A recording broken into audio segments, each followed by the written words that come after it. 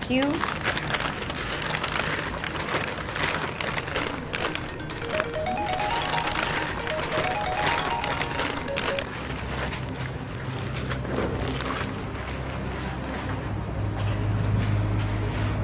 Hello, attorney? Hindi po, hindi ko siya kasama. Bakit po?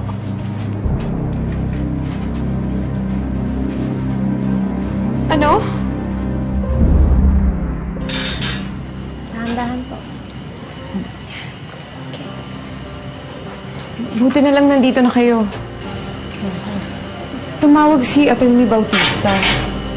Kailangan niya daw kayong makausap. Bakit daw?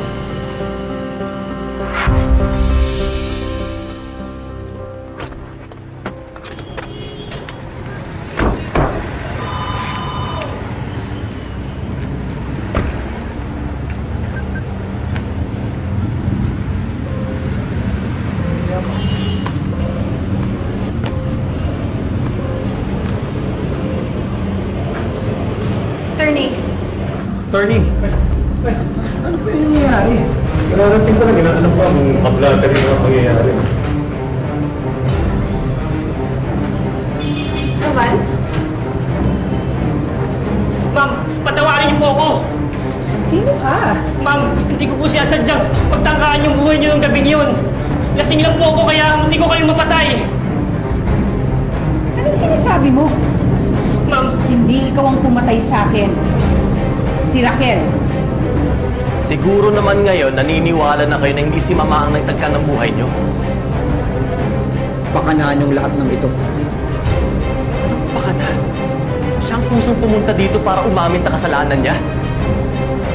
Hindi totoo yan! Gawa-gawa niya lang ito! Huwag gawa ka nanay ko! Hindi siya ang pumatay sa akin! Si Raquel! Asan yung babae yan?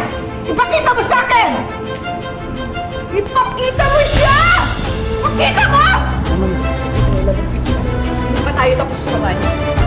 Lalabas din ang katotohanan.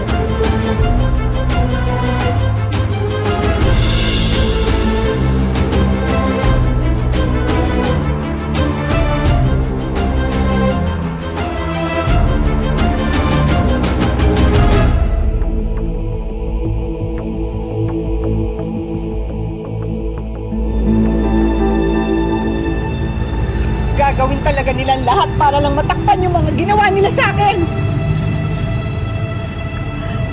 Aling Helen, malma po kayo. Baka makasama sa inyo yan. Hindi! Dalhin niyo ako kay Raquel! Magtutuos kami! Nay, tama na po. Umuwi na lang po kayo. Sige na, susunod na lang po ako. Jason! Jason, saan ka pupunta? Diyan lang po kayo! Juan! Wala Jason! talagang hanggang ang kawalang hiyaan mo! Jason, hayaan mo na siya. Kung akala mo matatakasan mo yung batas palabas na ginawa mo, sasabihin ko sa'yo nagkakamali ka. Dahil hindi pa tayo tapos. Isinusumpa ako. Huwag bitawan mo ako! Isinusumpa ako. Makukulong rin kayo ng nanay mo. Tandaan mo yun.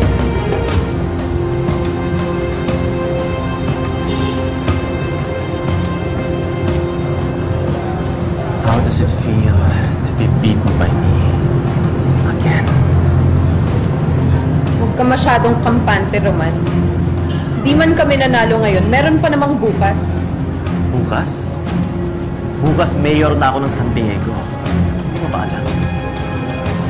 Habang nabubuhay ako, sisiguraduhin ko na mananatiling pangarap lang ang kagustuhan mo maging mayor.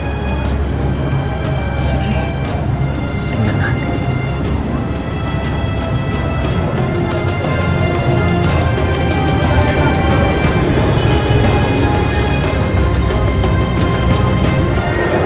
Good job, Ben. Aasaan ka talaga.